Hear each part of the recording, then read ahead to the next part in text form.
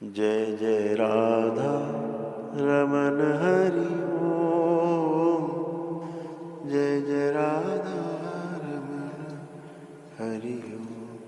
हरि बोल हरि बोल हरि बोल।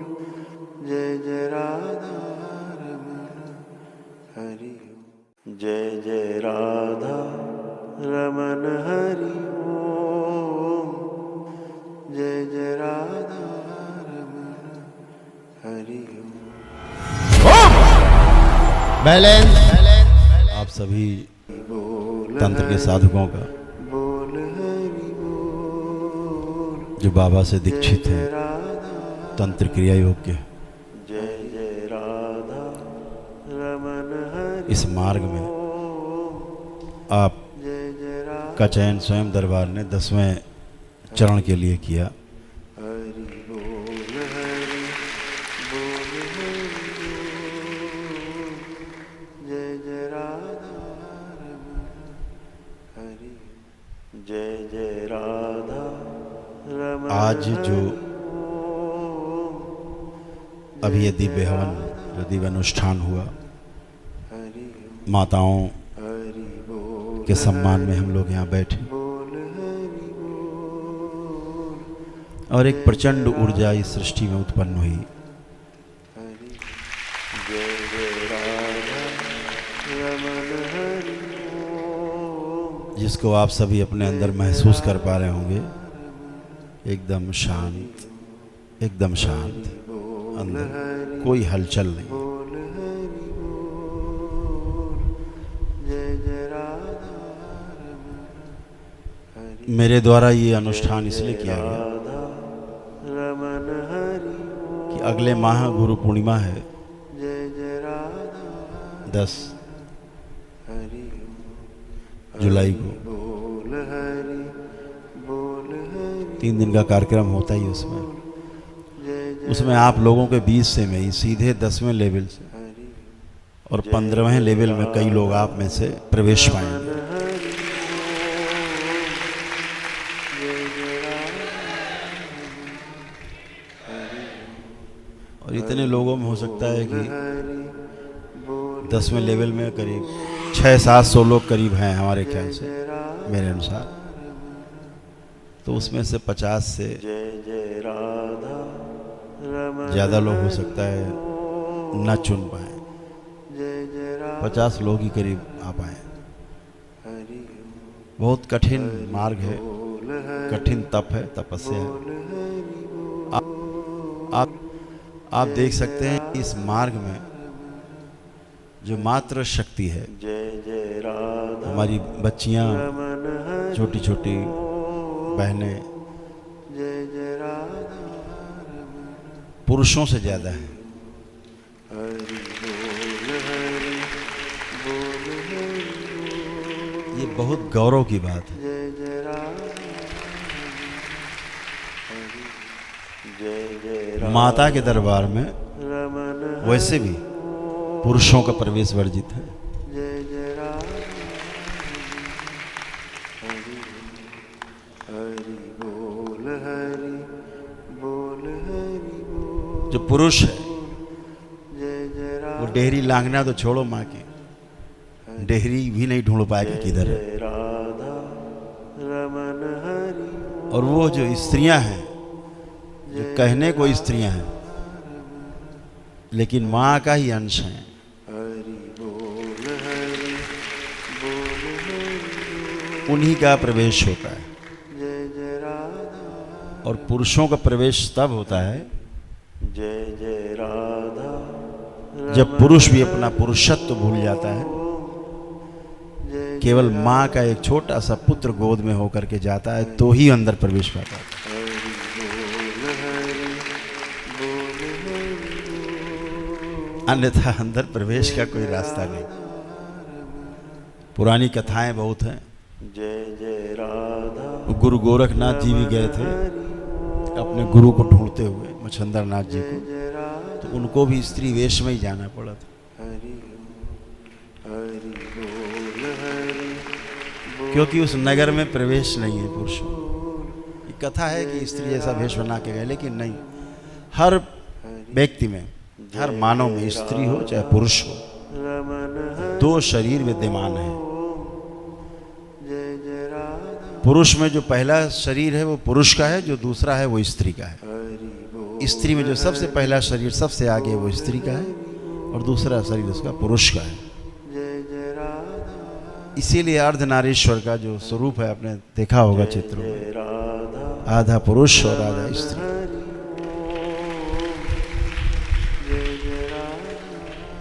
जैसे माँ के सामने आप जाते हैं, अपनी जन्म देने वाली माँ के सामने, आपका पुरुषत्व तो गायब रहता है। जो आपके अंदर माँ के प्रति भाव है, समर्पण के, वही आगे रहते हैं। धर्म पत्नी के आगे जाते हैं तो पुरुष शरीर आगे हो जाता है। की तरह तो आप माँ की तरह, तो आप माँ की तरह ही आपका स्त्री शरीर आगे हो जाता है। इसलिए माँ के सामने पुरुषों के कोई भाव नहीं आते। ये व्यवस्था है, पूरी सृष्टि में व्यवस्था ऐसी है। जब दुष्ट शक्तियां घेर लेती हैं तो यही शरीर आपके आगे पीछे करके आपको कष्ट देती है और आपको नाना प्रकार से कष्ट देते हैं, संकट पैदा करते हैं। दरबार आपको दृष्टा भाव में रखता है। जब आप दृष्टा भाव में आओगे तो फिर ना आप पुरुष बचोगे ना स्त्री बचोगे, केवल जीवन के रूप में अपने को देख पाएंगे और सामने वाले को भी जीवन के ही रूप में देख पाएंगे। तो जहाँ तक माँ की बात है, वहाँ पुत्र की तरह ही आपकी प्रार्थना स्वीकार होती है। पुत्र के अतिरिक्त कोई भाव है तो वहाँ प्रवेश ही नहीं है। आपके भाव का ही प्रवेश नहीं, आप तो अपना छोड़ दो, आपके भाव और विचार का भी वहाँ प्रवेश नहीं है, असंभव है। तो आज सब यहाँ आप बैठ पाए, इसलिए बैठ पाए कि पुत्रवत बैठ पाए। आपका पुरुष शरीर पीछे रहा, पुत्रवत बैठ माँ के इस अनुष्ठान, इस माँ के अनुष्ठान में जो आज ये परम ऊर्जा जो प्रकट हुई है सृष्टि में, इसके आप सभी भागीदार बनेंगे। और 10वें लेवल के वो लोग जो YouTube पे, Facebook पे डायरेक्ट जो लाइव देख रहे हैं इस समय, वो भी उतने ही पुण्य के भागी बनेंगे जितने यहाँ लोग बैठे हुए हैं।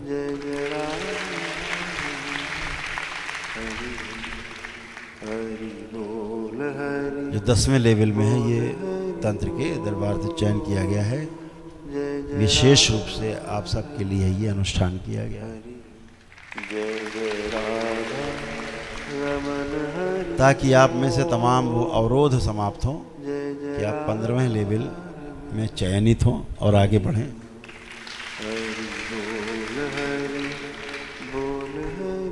दरबार को आप जैसे कर्मठ लोगों की बहुत आवश्यकता है। दरबार के जो विचार हैं, दरबार का जो भाव है, जो तंत्र है, और तंत्र का अर्थ है व्यवस्था, अव्यवस्था नहीं। अव्यवस्था फैलाते हैं टोने टुटके, जादू टोने, झाड़ फूक वाले, ये अव्यवस्था है। जो व्यवस्था है सृष्टि में वो ईश्वर के साथ साथ है। ईश्वर का ही सारा ऐश्वर्य है जो हम सब, आप जितना देखते हैं सृष्टि में, जो इस दृष्टि से नहीं दिखे, दो दृष्टि से वो ईश्वर, और जो जो कुछ दो दृष्टि से दिखे, ऐश्वर्य, ऐश्वर्य, दो चीजें इस सृष्टि। एक ईश्वर है और ईश्वर में जो रहती है, जिसके कारण ऐश्वर्य बना हुआ है, सृजन होता है, विध्वंस होता है, वो ऐश्वर्य है उस ईश्वर का। तो ईश्वर से ही ऐश्वर्य उत्पन्न हुआ। तो उस ऐश्वर्य के हम सब हिस्सा हैं, और हमारे अंदर से जो बैठ के बोल रहा है, जो सुन रहा है, जो देख रहा है, जानना चाहता है, वो ईश्वर का हिस्सा है, अभिन्न हिस्सा है। दोनों ऐसे अलग, ऐसे दो मिलकर के चलता फिरता एक मानव दिखता है, बात करता हुआ, देखता हुआ, सुनता हुआ, हंसता खेलता, रोता चिल्लाता, जैसा भी मानव उस सृष्टि का हिस्सा है। ऐश्वर्य का हिस्सा है। जय राधा हरि तो हम दो तरह से जब बात करते हैं, रमन हरि एक वह है जो हम जय जय स्वयं के लिए करना चाहते हैं, दूसरा वो जो हम परिवार के लिए, समाज के लिए करना चाहते हैं। हरि बोल दो तरह की चीजें हैं। बोल हरि बोल जब हम भौतिक जगत में जाते हैं तो ध्यान देने की आवश्यकता पड़ती है। ज़्यादा से ज़्यादा ध्यान जय जिस चीज़ पर आप देते हैं उतना ही ज़्यादा आप समझते हैं। रमन हरि समझने के लिए ध्यान देने की आवश्यकता है। हरि हरि बोल जीने के लिए ध्यान देने की आवश्यकता है। जिंदा रहने के लिए ध्यान देने की आवश्यकता है। दोनों तरीके से ध्यान बहुत जरूरी देना है। हरि लेकिन 84 लाख योनियों के जन्म मरण के बंधन से मुक्त होने के लिए कि कुत्ता बिल्ली सियार जय जय राधा बन के ना पैदा हो दोबारा, हरि हरि सदा सदा के लिए इस मर्त्य लोक से मुक्ति हो और 84 लाख योनियों के जन्म मरण के बंधन से मुक्त हो, उसके लिए ध्यान करना आवश्यक है। जय जय राधा रमन हरि जब हम जीने जाते हैं तो ध्यान देना बहुत जरूरी है। अब वो आँख बंद करके बैठ जाएंगे तो समस्या पैदा हो जाएगी। हरि ध्यान देना है। हरि बोल हरि जितना ज़्यादा ध्यान देंगे उतना अच्छे से कार्य कर पाएंगे। दरबार दोनों में संतुलन बनाए रखने के लिए कहता है, हमेशा आग्रह करता है दरबार कि केवल आंख बंद करके कोठरी में नहीं बैठ गए, पहाड़ में नहीं बैठ गए, जंगल में बैठ गए। अपने घर में भी ध्यान देना है, समाज में भी ध्यान देना है। जैसी क्षमता बढ़ती जाए वैसे वैसे ध्यान विकसित होता जाता है। तो ध्यान देना है। तो ऐसे भौतिक जगत में और अभौतिक जगत में ध्यान देना और ध्यान करना, ऐसे संतुलन बनाए रखने का प्रयास करना है सभी को। जय जय राधा सबसे बड़ी सृष्टि में व्यवस्था है। अगर कोई व्यवस्था है तो उसका परिवार होता है। हरि परिवार होता है हरि बोल जो हमें पालता है, पोषता है, बड़ा करता है, शिक्षा दीक्षा दिलाता है, जिंदा रहने की विधि सिखलाता है। जय जय राधा वो परिवार हमारा सबसे छोटी इकाई है इस सृष्टि में। और आपका सबसे बड़ा जो शुभ चिंतक है वो आपका परिवार ही है। उससे बढ़कर के शुभ चिंतक कोई होता नहीं। बोल हरि बोल हरि परिवार के अलावा दूसरी परंपरा आती गुरु परंपरा। गुरु से बड़ा हितैषी फिर आपका संसार में दूसरा कोई होता नहीं।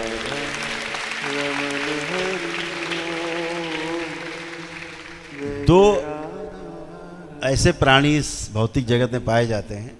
हरि बोल हरि दो प्राणी हैं, बाकी सारे लोग जय जय राधा अगर आप आगे बढ़ेंगे तो ईर्ष्या से देखेंगे। सामने हो सकता है आपको प्रशंसा करें, पीछे ईर्ष्या करें, राधा अरे हम तो पीछे रह गए, आगे चले। लेकिन दो प्राणी ऐसे हैं पुरुष समाज में। माँ तो जन्म देने वाली, वो तो सदा आपको आशीष देती है। पुरुषों में दो लोग हैं, एक पिता और दूसरा गुरु, जो अपने शिष्य को, अपने पुत्र को अपने से भी आगे जाते देखना चाहता है। जय जय राधा ये दो ही प्राणी ऐसे हैं सृष्टि में, गुरु अपने शिष्य को और पिता अपने पुत्र को अपने से आगे जाता देख करके खुशी होता है, खुश होता है, खुशियां मनाता है। और कोई नहीं। दो परंपराएं हैं, गृहस्थ परंपरा में और गुरु परंपरा में। तो दरबार की जो शुभेच्छा है वो यह है कि आप सब अपने जीवन में प्रगति करें, अपने कुल में भी, अपने परिवार के साथ, परिवार भी आपका समृद्ध हो। आप स्वयं आप में समाधान हो, समाधान के लिए प्रस्तुत हो और अपने परिवार को समृद्ध बनाए रखने के लिए हर एक काम करना है, ध्यान पूर्वक करना है। अगर ध्यान करना छोड़ करके ध्यान देने से परिवार का समृद्धि बढ़ रही है तो कुछ समय के लिए ध्यान को कम कर लिया, करने को, ध्यान देने को ज़्यादा बड़ा कर दिया। और जब ध्यान देना से मजबूत हो जाए तो फिर ध्यान करने पर उतर जाओ। जिस समय जैसा जो आपको समय लगे वैसा प्रहार करना है। जय जय राधा जब जैसा लगे। जय जय राधा कभी व्यायाम करके आनंद आता है, कभी आराम करके भी आनंद आता है। हरि बोल हरि दोनों ही कोशिश जारी रखनी। हमेशा। दिन में हमने आपको शमशान के बारे में चर्चा आपसे, जय जय राधा शमशान जो है उसके बारे में अनायास आज चर्चा हो गई आपसे तमाम। जय जय राधा अपना शमशान अपने साथ लेके चलना हमेशा, हरि बोल तो सत्य के मार्ग से कभी डिगोगे नहीं। रास्ता हमेशा साफ दिखेगा। जिस दिन शमशान को भूल जाओगे उस दिन रास्ते न्याय धर्म सत्य के बंद हो जाते हैं, दिखना बंद हो जाता है। इसलिए शमशान को अपने हृदय में बसाए रखना शिव का सबसे पवित्र क्षेत्र है। इस सृष्टि का, संसार का सबसे पवित्र क्षेत्र शमशान है। शमशान से पवित्र कोई स्थान नहीं। दुनिया जब साथ छोड़ देती है तो एक शमशान ही आपका सहारा होता है, दूसरा कोई सहारा नहीं। इसलिए इसी शमशान को भूलना नहीं है। जब वो याद रहेगा तो फिर आप अपने को साफ साफ देख पाओगे कि आप केवल शरीर नहीं हो, इस शरीर के साथ साथ जीवन भी है। वह जीवन जिसने शरीर के साथ जन्म लिया है और अपने को प्रमाणित करने के लिए लिया है, और उस जीवन ने अपने को 84 लाख योनियों के जन्म मरण से मुक्त होने के लिए ऐसा संकल्प लेकर के जन्म लिया है। तो उस संकल्प को पूरा करने के लिए आपके अच्छे कर्म पिछले जन्मों के रहे। कभी आप हो सकता है साथ साथ हमारे रहे हों, कभी बाबा के साथ रहे हों, महापुरुषों के साथ रहे हों, तो आपके अच्छे कर्म भोग जो आज आप दरबार के साथ जुड़े हैं, बाबा माँ के साथ, भोलेनाथ के साथ, माता कामाख्या के साथ, इस महामाया, इस माता महाकाली के साथ जुड़े हैं। दरबार आपके साथ हमेशा रहता है। जैसा हमने कल चर्चा में रात में सभी को संबोधन में कहा, बस एक ही बात का ध्यान रखना है। जब शक्ति बढ़ती है, आपको कोई शक्ति देता है ज़्यादा, तो उसके साथ शर्तें ज़्यादा जुड़ जाते हैं। ये नियम है। कक्षा 5 की पढ़ाई में नियम कम है।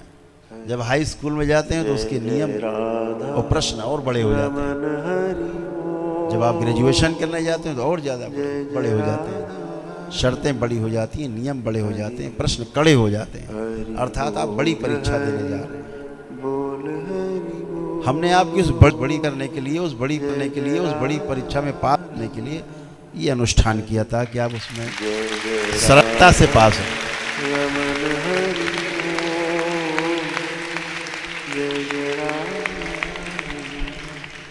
बड़ी देखा जाए तो कठिन डगर है। भाव से चलता है तंत्र। भाव जरा सा अशुद्ध हुआ तो तंत्र से बाहर हो जाते हैं, आप व्यवस्था में चले जाते हैं।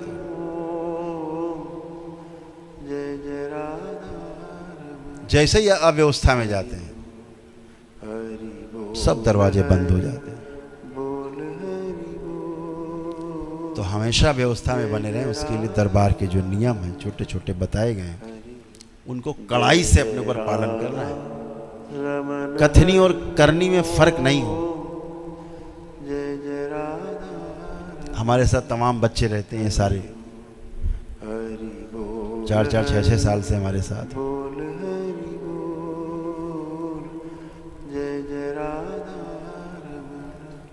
कथनी करनी में फर्क नहीं होता। हम इनसे कहते हैं कि गुरु को देखो, जो कहता है और नहीं करता है, कान पकड़ो, बोलो आप ऐसा कहते हो, करते क्यों नहीं हो, तुरंत पकड़ो। गुरु आचरण से ही जाना जाता है। आचरण ही गुरु के आप में प्रविष्ट होते हैं और आपके गुरु के ही आचरण आप में सब में दिखते हैं।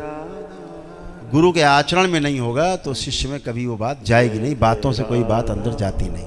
बातें लच्छेदार हर आदमी करेगा, बैठ कितनी लच्छेदार कर देगा, आप दिन भर ताली बजाते हो, अंदर कुछ नहीं प्रवेश होगा। क्यों? आपके आचरण में नहीं आएगा। आचरण में क्यों नहीं आया? कि जो कथा बाँच रहा है बैठ करके गद्दी में, उसके आचरण में नहीं है, केवल बातें हैं उसकी। तो बातें कभी आचरण में नहीं आती, आचरण ही प्रवेश करता है। गुरु से शिष्य में, पिता से पुत्र में, पुत्री में माँ से पुत्र में आचरण जाता है। तो हमेशा अपने आचरण पे विशेष ध्यान देना है, अपना चित्त हमेशा मजबूत रखना है, गलत चित्रण न होने पाए। एक भी चित्रण अंदर गलत होता है आपके चित्त में, वो आपकी स्मृति बन के वहीं स्टोर हो जाती है। अब वो संपत्ति बन गई आपकी, अच्छी या बुरी, जो भी आपने सोचा, देखा, कल्पना की, वो आपकी संपत्ति बन जाती है और आप उस स्मृति से जूझते रहते हो जिंदगी भर। धीरे धीरे वो स्मृति आप बड़ी करते रहते हो, बार बार सोच सोच के। उसी को लोग डिप्रेशन बोल देते हैं। खैर, आप उस दरबार से जुड़े जहाँ सेकंडों में नष्ट हो जाती है, बचता नहीं, कोई स्मृति नहीं बचती। तो कोई ध्यान रखना है कि कोई गलत स्मृति हमारे अंदर प्रवेश न करने पाए। कुछ भी गलत हो रहा है, हम देखते हैं यूट्यूब में तमाम उल्टी सीधी चीज़ें, बिल्कुल भी नहीं देखना है। आपने देखा और वो आप में स्मृति के रूप में स्टोर हो जाती है आपके चित्त में, फिर आप उससे जूझते रहते हो। दिन भर देखते हैं हम, दरबार दिन भर दिखाता है सबको कि ये स्मृति कहाँ से आई, तो मित्र से आई, किसी परिवार के सदस्य से आई, किसी घटनाक्रम से आई। दरबार ने लिखा है कि 40 प्रकार से अधिक प्रकार से स्मृतियां आप में ट्रांसफर हो जाती हैं, और एक बार वो स्मृति ट्रांसफर हो गई, अब वो आपका पीछा नहीं छोड़ने वाली। ये हमेशा याद रखो। अगर आप कभी किसी स्थान पे गए हैं, आपको स्मृति आगे नहीं आएगी, लेकिन जहां आदमी चर्चा शुरू करेगा उस स्थान की, अरे हाँ हम भी तो गए थे वहाँ, आ गई स्मृति आगे, और सब फिर आप बताना शुरू करोगे, वहाँ गए, यहाँ गए, वहाँ मिले, वहाँ पे। तो स्मृतियाँ आप में स्टोर रहती हैं। आपको लगता है हम गए, बात खत्म हो गई, खत्म नहीं हुई। जो भी आप देखते हो, सुनते हो, वो आपकी स्मृति में सुरक्षित हो जाता है। तो इसीलिए दरबार बार बार कहता है अच्छा देखना है, अच्छा सुनना है, अच्छा बोलना है, और सब अच्छा अच्छा करते अच्छा हो जाना है, और इसमें कुछ से बड़ा काम नहीं है। लेकिन जब किसी की निंदा में हम रस लेते हैं तो आपकी स्मृति बन जाता है, निंदक स्मृति बन जाती है और आपको परेशान करती बार बार। तो उसमें नहीं जाना है कि हमें कोई स्मृति हमारी जो है वो खराब हो। हमेशा अच्छा सुनना, खराब बात हो रही उठ जाओ हाथ जोड़ के कि भाई आप करो बात, हमें इसमें शामिल नहीं हो पाएंगे, धन्यवाद, छोड़ दो स्थान। तमाम दरबार के गिने चुने लोग हैं, 10-5 लोग हैं, देखा है, मजबूरन मैंने बताया कि वो शक्ति खोलनी पड़ी, कल खोलनी पड़ी, कि जो दुरुपयोग करेगा दरबार की परंपरा का, उसको कठोर दंड मिलेगा, स्वतः भयानक दंड, और वो दंड मृत्यु तुल्य भी हो सकता है, क्योंकि शक्ति बड़ी है, आपके पास जिम्मेदारी बड़ी है, आपके पास शक्ति दी जा रही है। गलत हुआ, शक्ति वापस दरबार में जमा, आपको पता है क्षण में जमा हो जाता है, पुण्य बचता नहीं। सावधान रहना है, पुण्य जमा हुए तो जो दुष्ट हैं आपके आसपास खड़े हो जाएंगे, फिर जीवन जीना बहुत मुश्किल हो जाता है। तो हमेशा ध्यान रखो कि दरबार जो कह रहा है वो आपके हित के लिए। अगर आप लालचवश या भयवश कुछ भी करते हैं, 2 ही कारण हैं। आप जो पथभ्रष्ट होते हैं, कभी जो भी व्यक्ति आज तक पथभ्रष्ट हुआ है संसार में, केवल 2 वजह से हुआ है, तीसरी कोई वजह नहीं है, भय या लालच।